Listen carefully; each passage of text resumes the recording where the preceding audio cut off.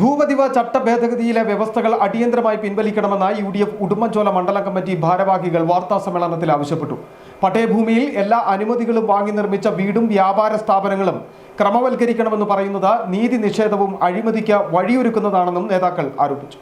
കെട്ടിടങ്ങൾ ക്രമവൽക്കരിക്കുവാൻ പട്ടയത്തിന്റെ പകർപ്പ്, കരമടച്ച രസീത്, നിർമ്മാണത്തിന് അനുമതി ലഭിച്ചതിന്റെ രേഖകൾ തുടങ്ങി നിരവധി രേഖകൾ അപേക്ഷയോടൊപ്പം സമർപ്പിക്കണം. ഇതിൽ ഏതെങ്കിലും രേഖകളുടെ അഭാവത്തിൽ അപേക്ഷ നിരസിക്കുമെന്ന് ചട്ടത്തിൽ വ്യക്തമാക്കിയിട്ടുണ്ട്.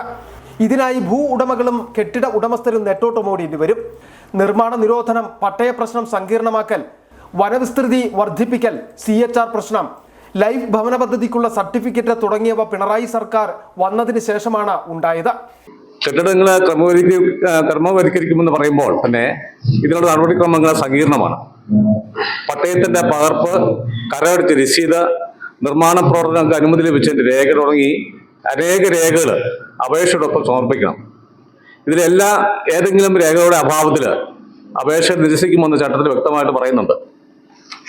എന്നാൽ പതിറ്റാണ്ടുകൾക്ക് മുമ്പ് നിർമ്മാണം പൂർത്തിയാക്കിയ കെട്ടിടങ്ങൾ ക്രമവൽക്കരിക്കുമ്പോൾ റവന്യൂ വകുപ്പ് ഇപ്പോൾ ആവശ്യപ്പെടുന്ന പല രേഖകളും സംഘടിപ്പിക്കാൻ ഉടമകള് നെട്ടോട്ടം ഓടേണ്ട അവസ്ഥ ഉണ്ടാകാൻ സാധ്യതയുണ്ട്.